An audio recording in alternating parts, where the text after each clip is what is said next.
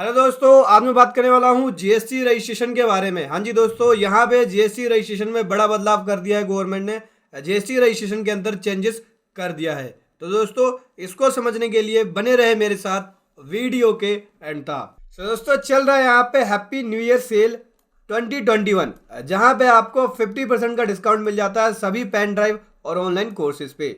हाँ जी दोस्तों, यहाँ पे आपको 50% तक का डिस्काउंट मिल जाता है। ये ऑफर जो वैलिड है 25 जनवरी 2021 तक वैलिड है, और इस ऑफर का फायदा उठाना चाहते हैं तो ये कूपन कोड आपको यूज करना है। ज्यादा जानकारी के लिए इस नंबर पे कॉल कर सकते हैं या फिर इस वेबसाइट पे विजिट कर सकते हैं। वेबसाइट का लिंक वीडियो के डिस्क्रिप्शन में। तो दोस्तों, बात करने वाला हूं मैं इस नोटिफिकेशन के बारे में। नोटिफिकेशन नंबर 94/2020, जो कि 22 दिसंबर 2020 को आया है। अगर आप इस नोटिफिकेशन को डाउनलोड करना चाहते हैं तो वीडियो के डिस्क्रिप्शन में इसका लिंक मिल जाएगा। सो दोस्तों, यहाँ पे गवर्नमेंट के पास जो पावर है सेक्शन 164 के अंदर, उस पावर को यूज कर काउंसिल के रिकमेंडेशन पे यहाँ पे गवर्नमेंट जो है सीजीएसटी रूल के अंदर चेंज कर रही है, अमेंडमेंट कर रही है। और ये 14th अमेंडमेंट है सीजीएसटी रूल का 2020 के अंदर। क्या अमेंडमेंट कर रही है, सबसे पहले हम बात कर लेते हैं। यहाँ पे जो अमेंडमेंट है जीएसटी रजिस्ट्रेशन से रिलेटेड है। जैसे कि यहाँ पे रूल 8 के अंदर सब रूल 4A को, यहाँ पे सब रूल 4A को सब्सिट्यूट किया जा रहा है। जो पुराना वाला सब रूल 4A था उसको सब्सिट्यूट करके ये वाला लाया जा रहा है। तो सबसे पहले हम पुराने वाले सब रूल 4A पे आ जाते हैं रूल 8 के। सो दोस्तों, ये है मेरे पास रूल 8, जो कि बोलता है एप्लीकेशन फॉर रजिस्ट्रेशन से रिलेटेड रूल है। इसके सब रूल 4A पे आते हैं। ये है दोस्तों सब रूल 4A, जो कि क्या बोलता है, ये बोलता है कि 1 अप्रैल 2020 से आधार ऑथेंटिकेशन करना होगा जीएसटी रजिस्ट्रेशन के लिए। मतलब जीएसटी रजिस्ट्रेशन के लिए आपको आधार ऑथेंटिकेशन करना होगा। जो आधार ऑथेंटिकेशन वाला प्रोविजन था 1 अप्रैल 2020 से लागू हुआ था, उसके बारे में रूल सब रूल 4A बोलता है। तो अभी यहाँ पे गवर्नमेंट ने सब रूल 4A को बदल दिया है। क्या क्या पॉइंट्स डाल दिए हैं समझते हैं।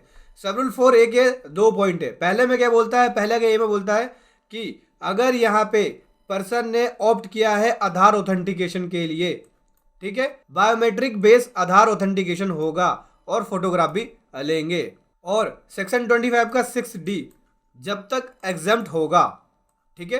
सेक्शन 25 का 6D क्या बोलता है, तो गवर्नमेंट यहाँ पे कुछ ऐसे पर्सन्स को नोटिफाइड करेगी जिनको यहाँ पे ये वाला प्रोसेस नहीं फॉलो किया जा सकता है, ठीक है। तो अगर गवर्नमेंट इस तरह के पर्सन को नोटिफाइड करती है तो सेक्शन 25 6D के अंदर वो कवर होते हैं, तो उन पर्सन को छोड़ के। उसके बाद अगर पर्सन ऑप्ट नहीं करता है आधार ऑथेंटिकेशन के लिए तो उसका बायोमेट्रिक इंफॉर्मेशन लिया जाएगा, फोटोग्राफ और वेरिफिकेशन होगा अदर केवाईसी डिटेल का। और सेक्शन 25 का 6D जब तक एग्जाम्प्ट होगा। और दोस्तों, यहाँ पे गवर्नमेंट कह रही है कि एप्लीकांट जो कि एक इंडिविजुअल है या तरह के इंडिविजुअल्स पर्सन, और सेक्शन 25 के 6C के अंदर जो पर्सन है, इसमें कौन से पर्सन है, जैसे कि किसी पार्टनरशिप फर्म का पार्टनर हो गया, सारे पार्टनर हो गए, मैन कंपनी के डायरेक्टर्स होंगे, मेंबर्स हो गए, कर्ता हो गया। तो इस तरह के पर्सन्स को वेरिफिकेशन कराना होगा ओरिजिनल कॉपी का, अलोंग विद जो उन्होंने एप्लीकेशन के टाइम पे रजिस्ट्रेशन 01 के अंदर डॉक्यूमेंट अपलोड किए हैं, उनका वेरिफिकेशन कराना होगा ओरिजिनल कॉपी का। कहाँ पे कराना होगा, फैसिलिटेशन सेंटर पे, जो कमिश्नर के द्वारा नोटिफाइड किया जाएगा इस सब रूल के अंदर। और यहाँ पे रजिस्ट्रेशन जो एप्लीकेशन है वो तभी कंप्लीट माना जाएगा जब ये प्रोसेस जो है, जो ऊपर बताया गया है, प्रोसेस कंप्लीट हो जाता है। तो मतलब यहाँ पे समझना दोस्तों कि आधार ऑथेंटिकेशन था पहले, अब यहाँ पे बोलते हैं कि 2 ऑप्शन है। पहला, अगर आपने आधार ऑथेंटिकेशन को ऑप्ट किया है तो बायोमेट्रिक बेस्ड आधार ऑथेंटिकेशन होगा और फोटोग्राफ भी लिया जाएगा। दूसरा, अगर आपने नहीं लिया है तो बायोमेट्रिक इन्फॉर्मेशन ली जाएगी, फोटोग्राफ होगा और वेरिफिकेशन होगा और अदर केवाईसी डॉक्यूमेंटेशन होगा। इंडिविजुअल्स का होगा, पार्टनर्स का होगा, डायरेक्टर्स का होगा, जो कंपनी के अंदर डायरेक्टर्स है, ठीक है। इंडिविजुअल और अदर देन इंडिविजुअल पर्सन है, उन सभी का। आगे हम बढ़ते हैं रूल 9 के अंदर। यहाँ पे गवर्नमेंट कह रही है रूल 9 के अंदर सब रूल 1 के अंदर यहाँ भी सब्सिट्यूट किया जा रहा है। तो यहाँ पे गवर्नमेंट कह रही है कि जो 3 डेज का वर्ड है उसे 7 डेज सब्सिट्यूट किया जा रहा है। मतलब पहले आपको रजिस्ट्रेशन जो मिलता था वो 3 डेज के अंदर मिल जाता था, अब यहाँ पे 3 डेज के अंदर 7 डेज सब्सिट्यूट किया जा रहा है। तो अब एक बार पहले क्या करते हैं, रूल 9 के सब रूल 1 को निकाल लेते हैं। तो दोस्तों, ये है मेरे पास रूल 9, जहाँ पे verification of the application and approval के बारे में बोलता है।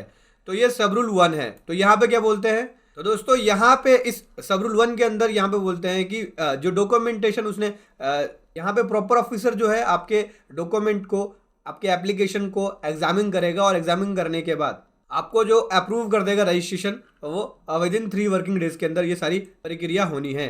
लेकिन अब यहाँ पे गवर्नमेंट जो है इस 3 वर्किंग डेज के टाइम को बढ़ा के 7 वर्किंग डेज कर रही है।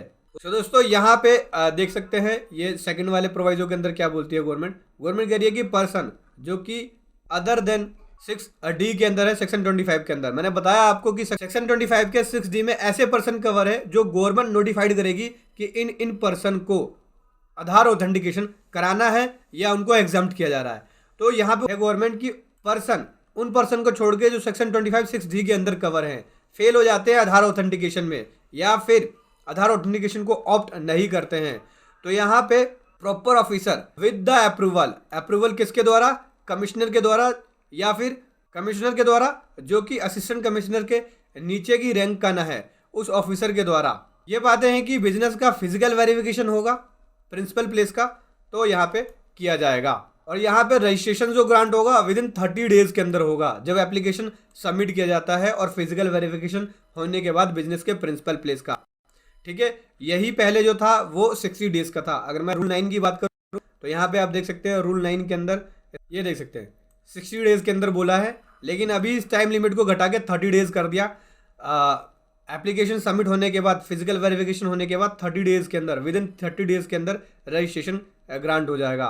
उसके बाद यहाँ पे सब रूल 2 के अंदर चेंजेस है। चेंजेस क्या है, जहाँ पे 3 डेज था उसको 7 डेज किया जा रहा है, तो रूल 9 के सब रूल 2 में आ जाते हैं। ये है देख सकते हैं सब रूल 2। तो दोस्तों यहाँ पे कहते हैं कि जब एप्लीकेशन सबमिट किया जाता है रूल 8 के अंदर और ये पाया जाता है कि डेफिशिएंट है इसके अंदर डॉक्यूमेंट में या कोई भी इंफॉर्मेशन के अंदर जो कि रिक्वायर्ड है, तो यहाँ पे जो प्रॉपर ऑफिसर जो है वो GST रजिस्ट्रेशन 03 के अंदर नोटिस इशू करेगा। तो यहाँ पे जो टाइम है नोटिस इशू करने का 3 वर्किंग डेज है, तो उसी टाइम को यहाँ पे बढ़ाया जा रहा है, उसको यहाँ पे बढ़ा के 7 वर्किंग डेज किया जा रहा है। अब यहाँ पे कह रही है सेकंड पॉइंट के अंदर गवर्नमेंट की जो प्रोवाइजो है ये वाला प्रोवाइजो सब्स्टिट्यूट किया जा रहा है, क्योंकि ये सारी चीज़ें सब रूल 2 के अंदर हो रही है। तो सब रूल 2 के अंदर जो प्रोवाइजो है उस प्रोवाइजो को यहाँ पे सब्स्टिट्यूट किया जा रहा है। क्या सब्स्टिट्यूट किया जा रहा है समझ लेते हैं। 2 प्रोवाइजो है, ये रहा ये प्रोवाइजो, तो इसके 2 पॉइंट है। तो पहले पॉइंट में बोलता है कि पर्सन उन पर्सन को छोड़ के जो सेक्शन 25 6D के अंदर सबसेक्शन 6D के अंदर कवर है, सेक्शन 25 के सबसेक्शन 6D के अंदर। मैंने आपको बताया सेक्शन 25 के सबसेक्शन 6D के अंदर ऐसे पर्सन है जो गवर्नमेंट काउंसिल के रिकमेंडेशन पे ऐसे पर्सन को नोटिफाइड कर सकती है स्टेट के अंदर या यूनियन टेरिटरी के अंदर जिनको यहाँ पे आधार ऑथेंटिकेशन नहीं कराना होगा। तो यहाँ पे ये कहते हैं कि पर्सन उन पर्सन को छोड़ के जो सेक्शन 25 6D के अंदर कवर है आधार ऑथेंटिकेशन में फेल हो जाते हैं या नहीं लेते हैं आधार ऑथेंटिकेशन का, तो प्रॉपर ऑफिसर अप्रूवल के साथ एक ऑथराइज ऑफिसर के द्वारा जो कि कमिश्नर के द्वारा ऑथराइज है, जो कि असिस्टेंट कमिश्नर के नीचे का रैंक नहीं है, ये पाता है कि बिजनेस के प्रिंसिपल प्लेस का फिजिकल वेरिफिकेशन करना है। यहाँ पे जो नोटिस है नोटिस 03 के अंदर इशू करेगा कितने दिन के अंदर, नॉट लेटर देन 30 डेज, मतलब 30 डेज से ज़्यादा नहीं होगा। 30 डेज के अंदर आपको यहाँ पे GST रजिस्ट्रेशन 03 के अंदर फिजिकल वेरिफिकेशन का नोटिस इशू हो जाएगा। बढ़ते हैं आगे सी पॉइंट में। यहाँ पे सब रूल 5 के अंदर ये वाला जो सब रूल है वो सब्स्टिट्यूट किया जा रहा है, देख सकते हैं सब रूल 5 के अंदर ये सब रूल सब्स्टिट्यूट किया जा रहा है।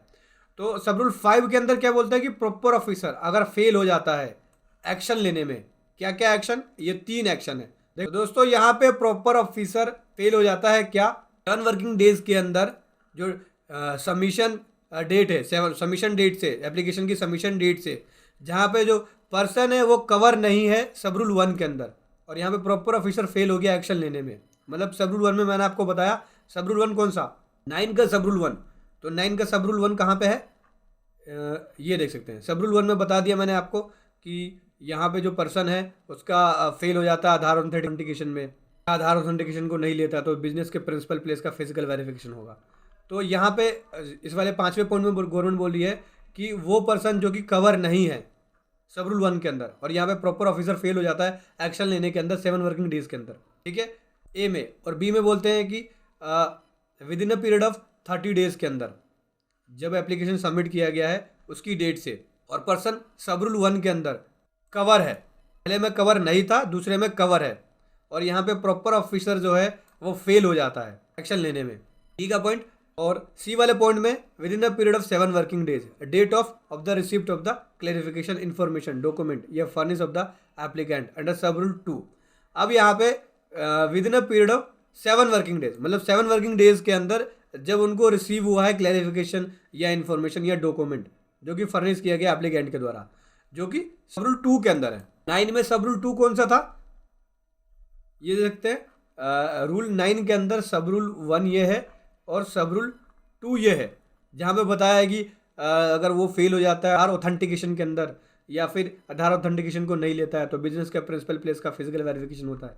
तो यहाँ पे लास्ट वाले पॉइंट में बोलते हैं कि उन्होंने डॉक्यूमेंटेशन मांगा और आपने क्लेरिफिकेशन दिया, तो जो क्लेरिफिकेशन आपने दिया या इन्फॉर्मेशन दिया उसके रिसीट्स डेट से लेके 1 वर्किंग डेज के अंदर यहाँ पे प्रॉपर ऑफिसर एक्शन नहीं लिया रहा है, इस केस के अंदर जो रजिस्ट्रेशन है वो ये मान लिया जाएगा कि अप्रूव्ड कर दिया गया है। ठीक है, कर दिया गया है ये मान लिया जाएगा, deemed to have been approved, आपका अप्रूव माना जाएगा। जो गवर्नमेंट ने कर दिया CGST रूल को अमेंड करके, अभी यहाँ पे डेट नोटिफाइड करेंगे कि कब से इसको लागू करना है, क्योंकि यहाँ पे डेट नोटिफाइड नहीं है। अगर आप देखेंगे तो यहाँ पे शुरू में बोलते हैं कि with effect from the date to be notified, तो ये कब से लागू होगा, जब से लागू होगा जब इसकी डेट को नोटिफाइड किया जाएगा। ठीक है, अभी इसकी डेट को नोटिफाइड नहीं किया गया, बस केवल यहाँ पे रूल के अंदर अमेंडमेंट कर दी है, CGST रूल के अंदर अमेंडमेंट कर दिया गया है। जिस दिन से डेट को नोटिफाइड किया जाएगा उस दिन से ये रूल लागू हो जाएगा। दोस्तों ये था GST रजिस्ट्रेशन में बदलाव जो मैं आपके सामने ले गया वीडियो के माध्यम से। वीडियो कैसी लगी जरूर बताएं। Thank you so much. जय हिंद, वंदे मातरम।